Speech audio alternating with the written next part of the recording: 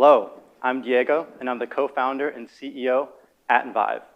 At Invive, we're bringing the science of epigenetics to life. What if a simple saliva test could tell you how many cigarettes you smoked in the past year? What if it could tell you how much alcohol you've consumed in the past 3 months? Perhaps this is how you're feeling right now. But I assure you, yes, it is possible. It's possible with the groundbreaking new science of epigenetics. Unlike genetics, epigenetics changes with your lifestyle and environment. Using epigenetics, we can measure smoking history, alcohol history, diabetes, and heart risk. At Invive, the markers we use are patented and have been featured in over 100 peer-reviewed scientific papers. The problem we're looking to address is the life insurance underwriting experience.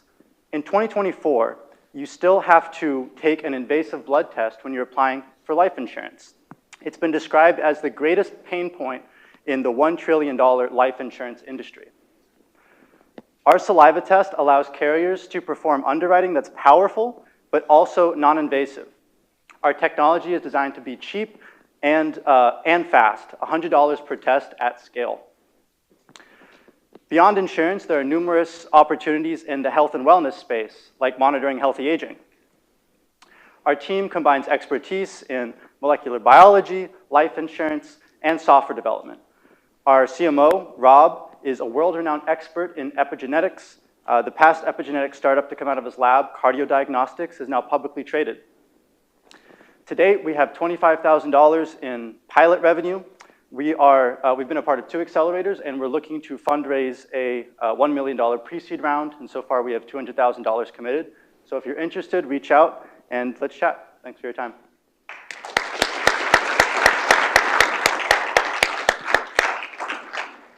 Diego, thanks. Terrific presentation. So you talked about me being concerned about how many glasses of wine I had last night. But you also talked about insurance providers and healthcare providers. I mean, who is the customer for what you're envisioning? Which of those groups are you going to focus on, and how are you going to get to them? Yeah, so in this case, the insurance carrier is our primary customer. We also have secondary customers who are the agents who are actually distributing the policies in the field, right? So they want to see, they want to have less sales friction when they're selling policies, right? I mean, it's inconvenient if you're trying to sell a life insurance policy and you have to tell the client, hey, we have to stick you with a needle and draw blood, right? So a saliva test is something that improves their experience, and then also for the life insurance carrier, it helps them assess risk better and just have more profitability overall. 2 questions. One, I read, first of all, love your use of funds. Don't see that enough. But your investment from Plug and Play BC, that's fantastic, but they've invested in a lot of deals. What are your expectations from them? Do you see them as a follow-on investor? And then my second question is legality. I don't know how excited people would be to give us information. Maybe I don't know this market well enough that maybe it's accepted that this is something you have to do to get life insurance. So I'm curious about that. Yeah. So just to clarify, we're currently raising a pre-seed round. We have 200,000 committed, 100,000 of that, as you mentioned, from Plug and Play. And so yeah, regarding I have a couple of backup slides. So regarding the legality, the current state of the market is to use a blood test, right, to stratify someone's risk, and so that'll look at things like your health history, cholesterol, stuff like that. So there is a baseline level of invasiveness in this process, especially if you're buying a life insurance policy that has a bit more, well, it's a bit higher in value.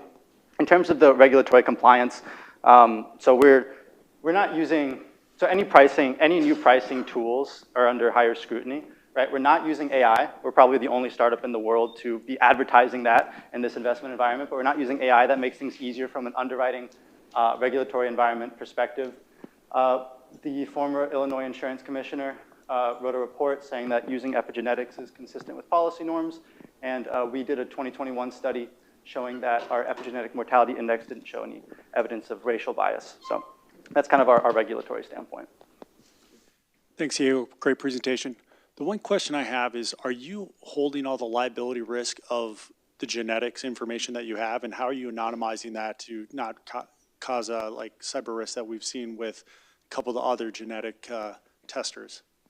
Yeah, so I mean, we're doing basically like the the standards that we have in place are pretty traditional for the field, right? So standard privacy, working on like HIPAA compliance. You're talking about like data concerns for privacy? Yeah, so I mean, just like the standard, like purging user data after it's no longer any useful for the business use case. Because we're using epigenetics as opposed to genetics, I think that distinction is an important one for kind of the privacy aspect, because your epigenetic information is kind of like, it changes with your lifestyle, right? So it's kind of like your cholesterol, as opposed to genetics is something that's seen as a little bit more, okay, well now we know like your family history, or we can link you to a criminal that was convicted or something like that. So it's a little bit different in that respect with the nature of the data we're collecting, but still the standard privacy procedures that we're taking. Thanks, Diego. Really interesting presentation and technology. I'm curious, just to clarify, is the test a replacement to the blood draws? I'm hearing as a benefit, is it able to capture all the same information? I'm thinking of insurance, right? Cholesterol, the other things that it collects. Yeah. Or is it adjunctive, that it's still going to require both? Great question. I have slides for this, actually. So we did a head-to-head comparison with the blood test. We actually found that the epigenetic markers that we use outperformed it in a head-to-head comparison.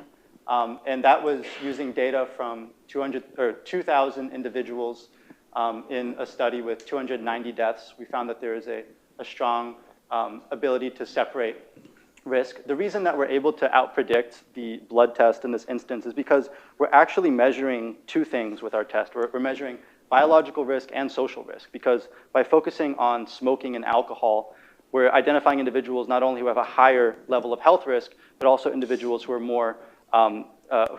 more likely to do risky behaviors, right? Like going out, getting into an accident or something like that. So that's why we can see a larger mortality separation compared to a traditional blood test.